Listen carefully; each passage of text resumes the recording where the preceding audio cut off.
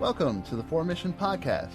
I'm your host, David Kenty, and we're so glad you could join us today as we delve into the depths of Christian discipleship. Well, Formission is a discipleship initiative of the Pentecostal Assemblies of Newfoundland and Labrador. It is our hope that no matter where you're listening from, you can take this content that you've heard today and apply it to your local church context. So let's get to it.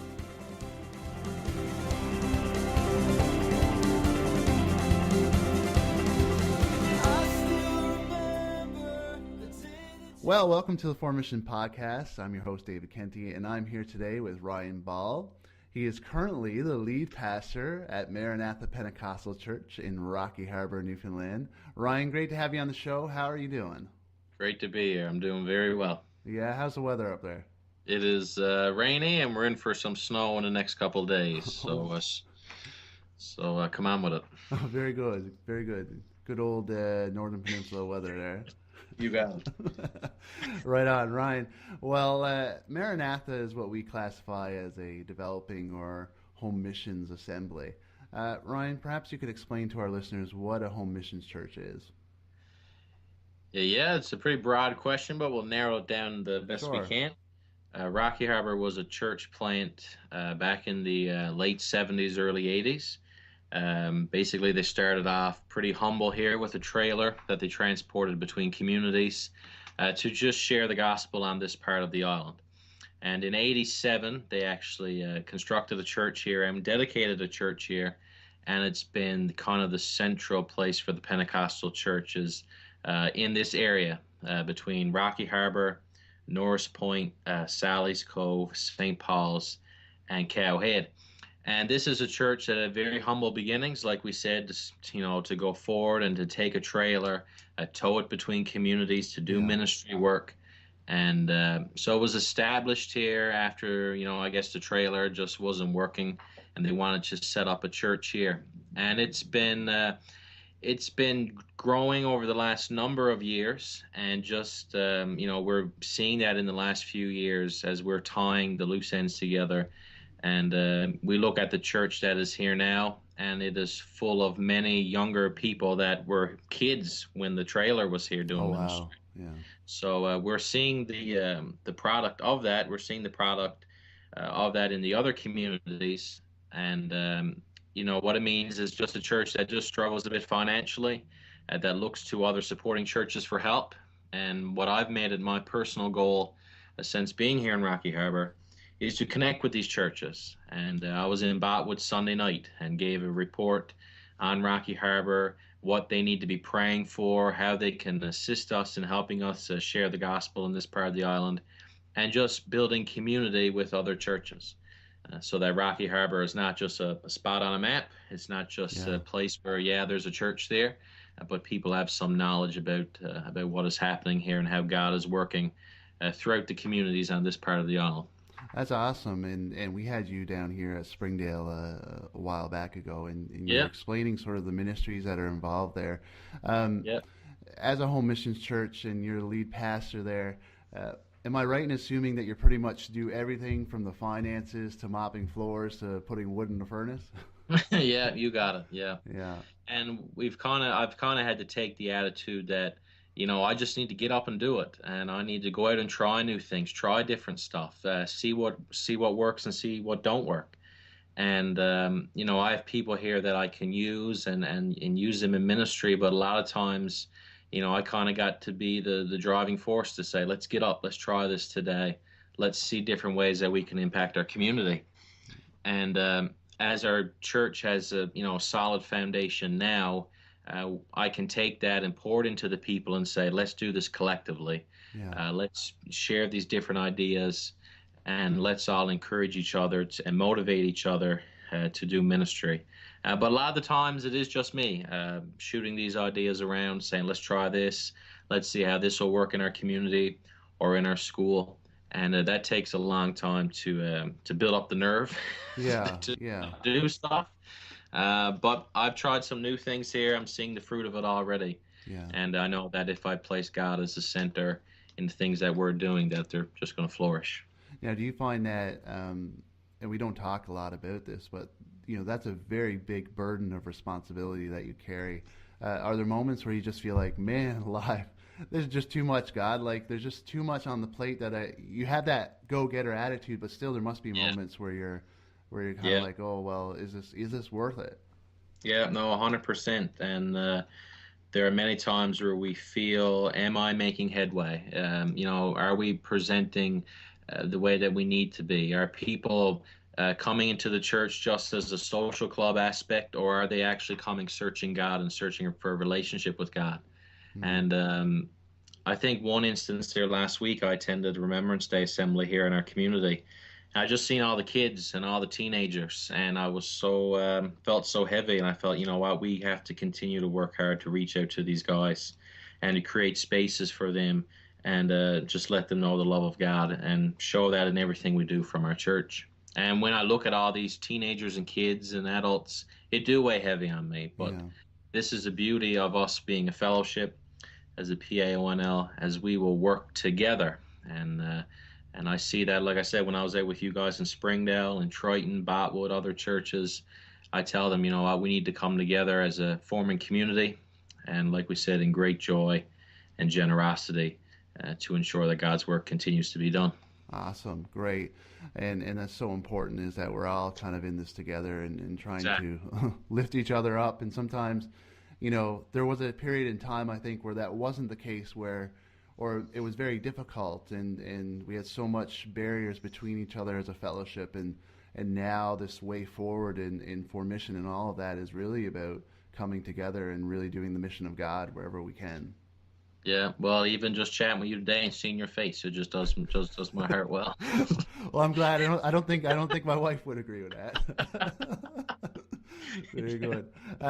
Ryan, explain to us your context. Rocky Harbour is I've been there a couple times now, and my in-laws live up on the coast, and we dropped in a couple times. Explain to us Rocky Harbour. What's it like? Yeah, well, in the summer, it's a very picturesque community. In the summertime, it's a very vibrant place, as tourism is the main industry. In 2013, I think it was over 100,000 people came through this part of the island for tourism. And that flows over into our community and flows over into our church. Yeah. And it's a very transitional town. Here during the summer, it's a vibrant place. A lot of stores are open. A lot of restaurants are open. A lot of activities. And it seems that as we transition into the fall, it blends back into the same 800 to 1,000 people. Mm. And the park has done wonders for this community, done wonders for this part of the coast. But also sometimes there's a little bit of tension.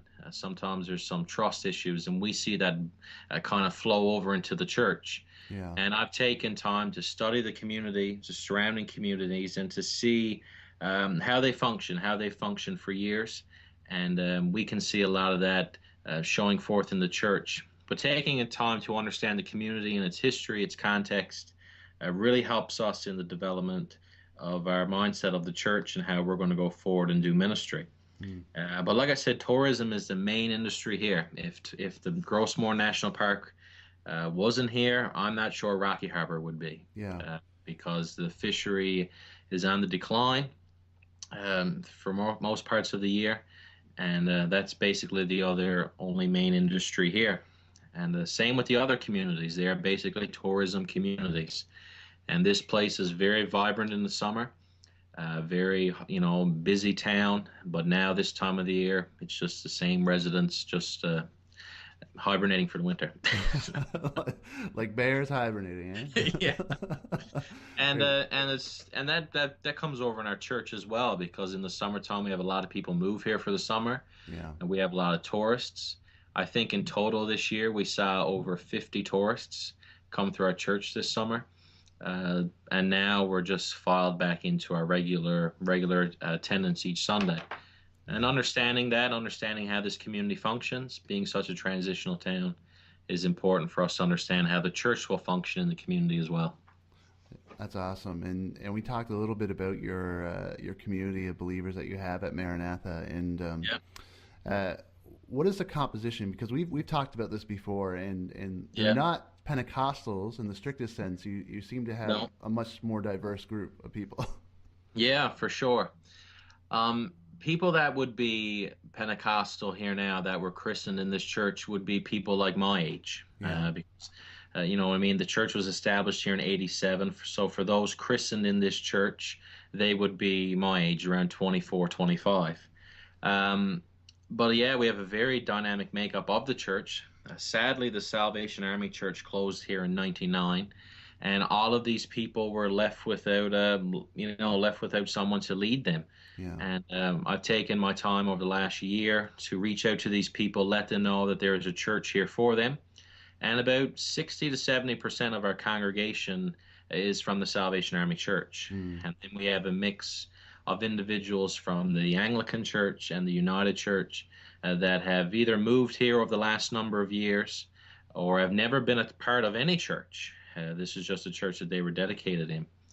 But there's probably only 4, maybe, including Ashley and myself, that were born and raised in a Pentecostal church. Wow. So it's a very different dynamic.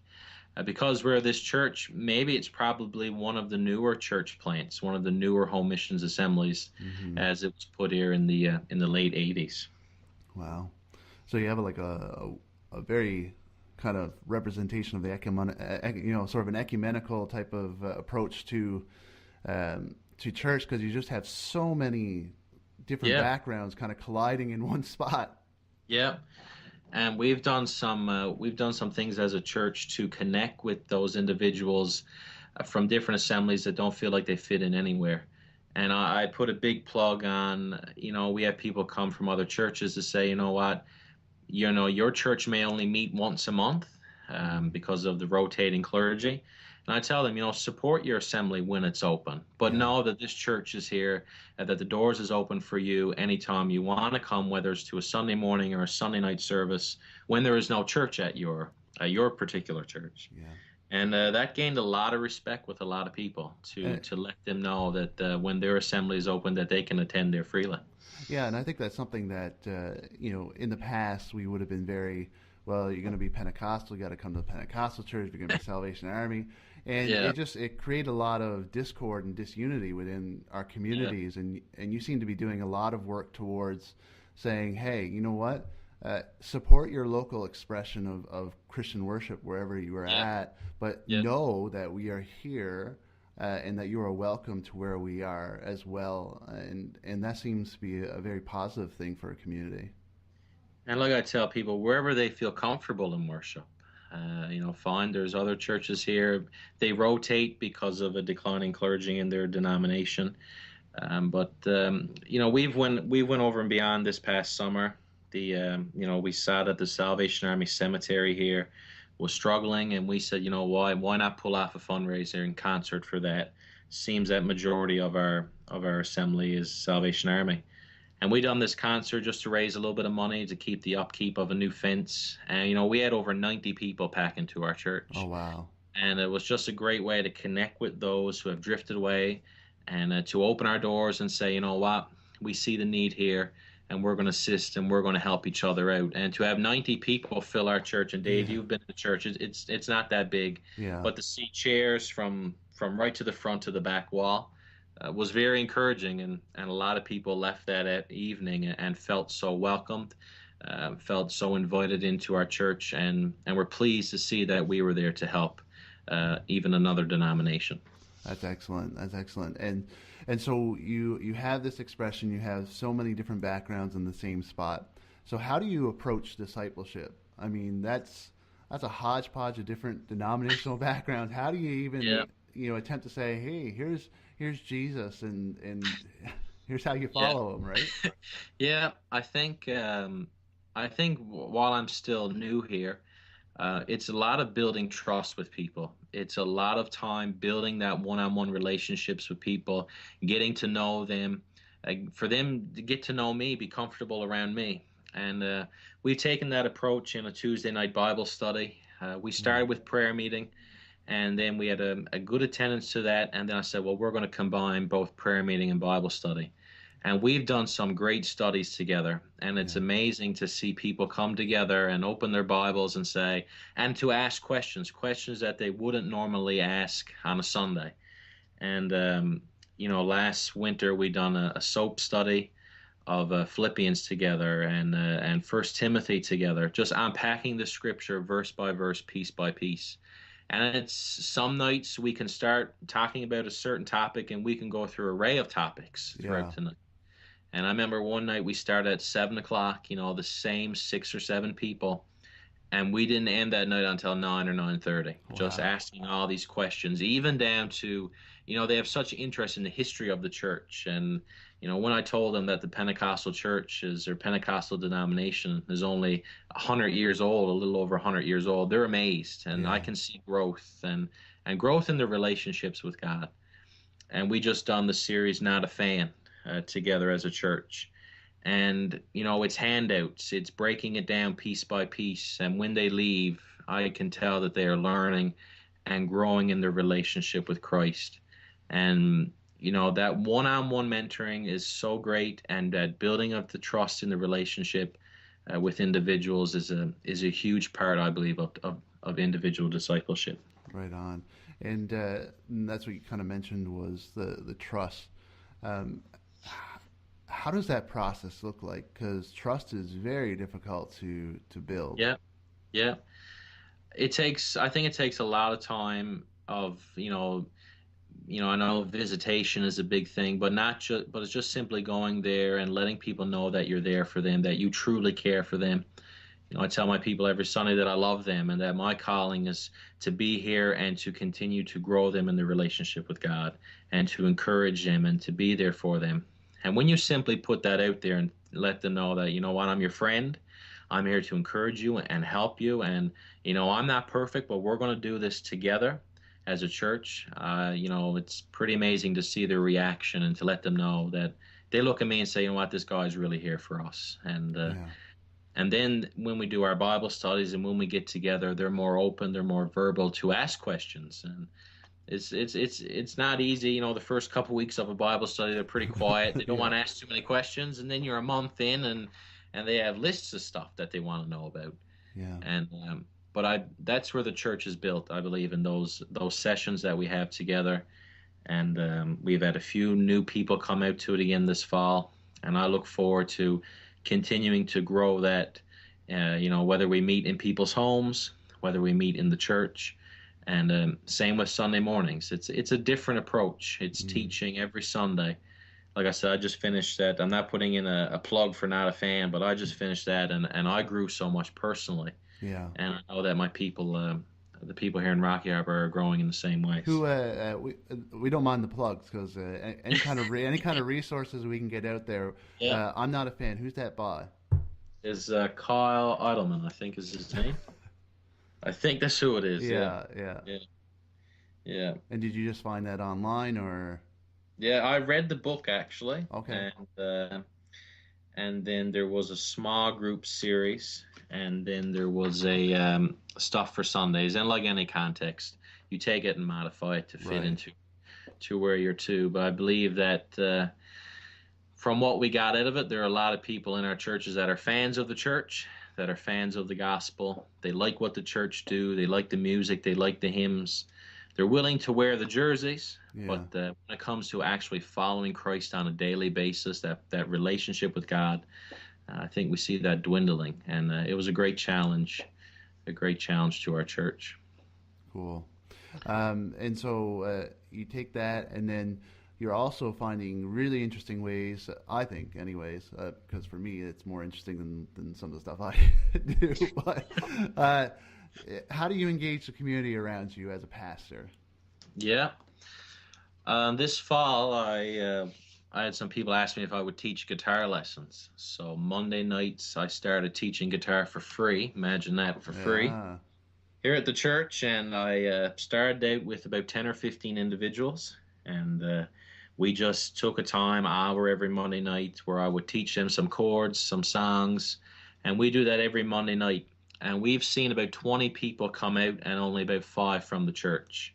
So it's been a good impact on the community. Even now I have people come up and say, I wish I could come to guitar, but I have, other commitments on Monday nights. Yeah. So it's something that I'm going to continue to do. I was wondering for the longest while how I would start a youth group here.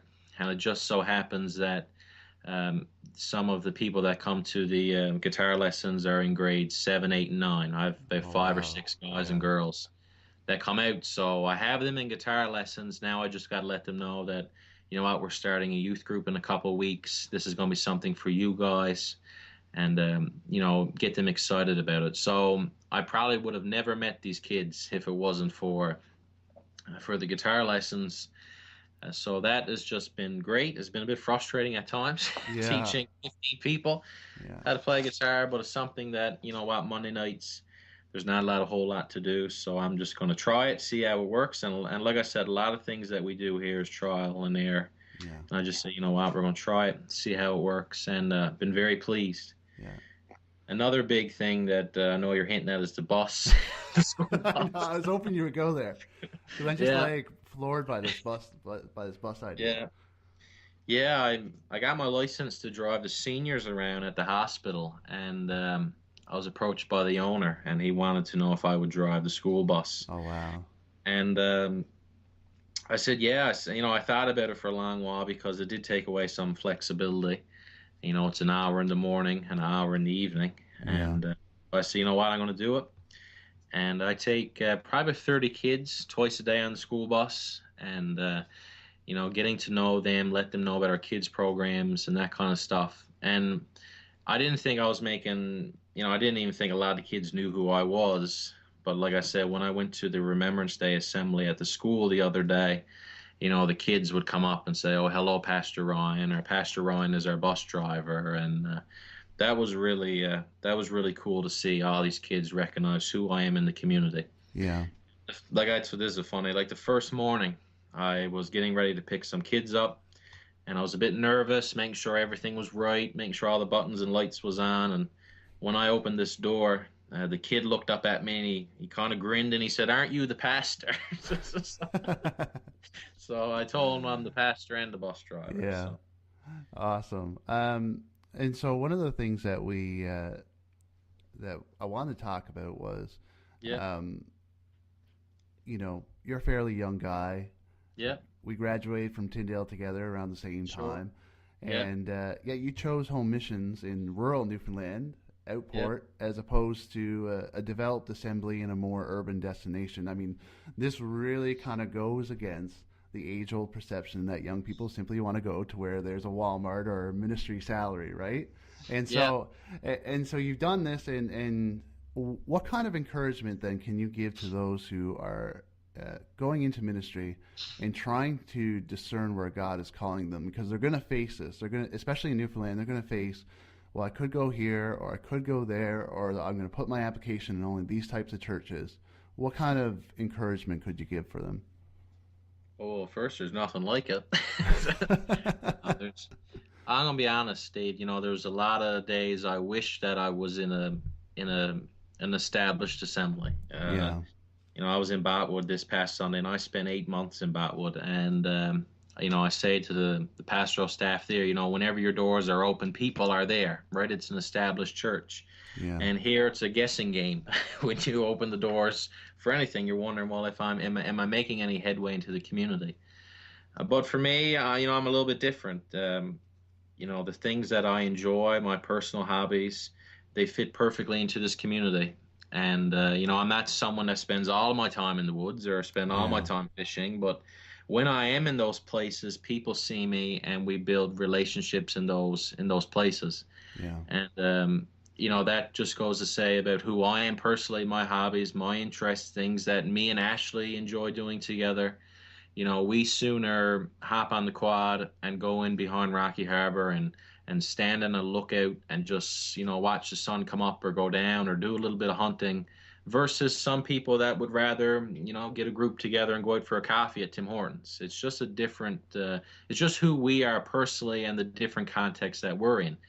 And I think that if we're going to put individuals in places like Port Newfoundland, like rural Newfoundland, that they have to be individuals that engage with the environment that is around them and the context that is around them. And that's been a huge plug. And for, you know, for individuals that are looking at home missions churches, and they're thinking about the salary, or they're thinking about the other things that may get in the way, you know, at the end of the day, we just can't focus on these things. And And I can't really speak much to that because my wife is a nurse, and that was a blessing how she got here to be able to work in this community as well. Yeah. Another huge ministry for her. But we look at all the freedoms that we have to try new things, to go against the grain in different ways, and to do whatever it takes just to reach people at this part of the island. But home missions churches, a lot of people ask me, Ryan, is this a stepping stone for you to go somewhere else? Is this just a place to get your feet wet, and then when the opportunity comes to go to a bigger center, are you going to do that? And I say no. I'm called to be here in Rocky Harbour. I know that, and I'm going to stay here as long as is laid upon my heart to stay here. And it's not just going to use it as a stepping stone to go somewhere else. Yeah. Oh yeah, go ahead. Sorry. No, because I know when I first got here, it was a big question, even by the parishioners here. How long are you here for? And I'm here like, well, as long as I want to be. So it's, yeah. And so you're busy and everything.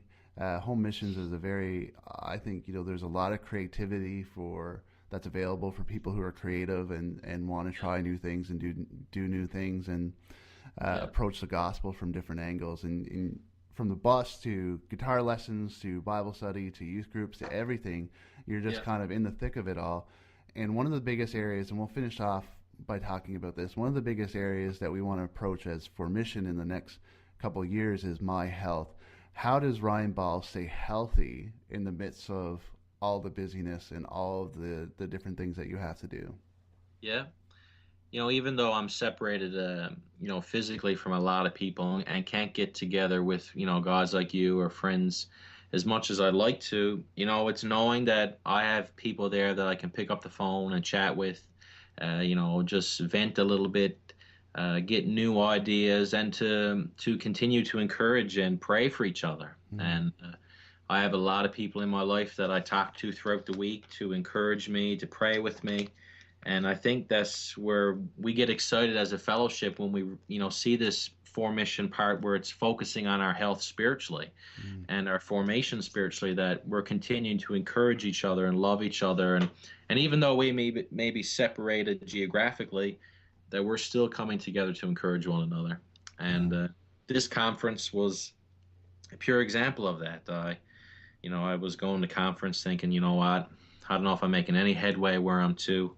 Kind of feeling a little bit discouraged, and just to spend time chatting with people that I went to university with, other pastors that I look up to, and mentors and different individuals, I left so encouraged, knowing that we are doing this together, that these individuals have my back, that they're praying for me daily. Yeah. And with regards to, back to home missions, it's self-motivated. You have to get up and make these decisions and do these things. It's no good for me to be here sitting down waiting for a phone call. I have to go out and say, you know what, I need prayer. I'm going to call someone that I know they'll be praying for me. Or, I need to get away for a few days, someone that's going to, speak wisdom into my life and encourage me. So. And you and I have talked a bit about that in the past, about kind of that proactive building relationships. And, we even talked about, well, if I come up your way to stop in to say hello, and lots of times you say, oh yeah, we got to get together. We go to conference and we got to get together, and nothing ever happens. And it's, I don't know what it is. I don't know if it's just I don't know what it is, Ryan. But you and I have said, hey, next time we're here, we're doing this. Let's contact each other. Let's call each other up and let's meet. I'm only a half hour from Deer Lake. I'm an hour from Deer Lake. Let's meet halfway. And it's really about being intentional in building community, not only within your church, but within the larger fellowship. Yeah. And sometimes it's the busyness and that kind of gets in the way. But I think we really have to be more intentional about getting together, taking time to relax and just get to know each other, better. Not just talk about church all the time or our ministry, but to sit down and talk about things that we enjoy or our visions for the future or all that kind of stuff. And that's what I look forward to seeing more from this formation, and being able to sit down every week and listen to a podcast about another individual's ministry and be encouraged by that, and see how it's going to go forward in the future. Awesome. Well, thanks so much, Ryan, for being here today. Really appreciate your time and what you're doing out in Rocky Harbour. I think for me it's an inspiration, because I know that if I'm having one of those weeks where I don't want to do this or I don't want to schedule this, I'm like, yeah, but Ryan's getting up at the crack of dawn up there doing his business, right? Chopping up wood and driving a bus with screaming kids. So yeah, it's one of these things where you've been a personal encouragement to me, and I hope that you're being an encouragement through this podcast to other people who are not only in home mission situations, but are, like you said, they kind of just feel like, man, is this even worth it? Is this, So thanks so much for coming on, and I hope you stay out of the snow, and when the snow comes, that you have good skidooing. So I hope so. Very good. Well, thanks so much, Ryan. No problem, buddy. Appreciate it. Thank you for joining our podcast today. If you've enjoyed our content, you can subscribe to the podcast by clicking the subscribe button in iTunes.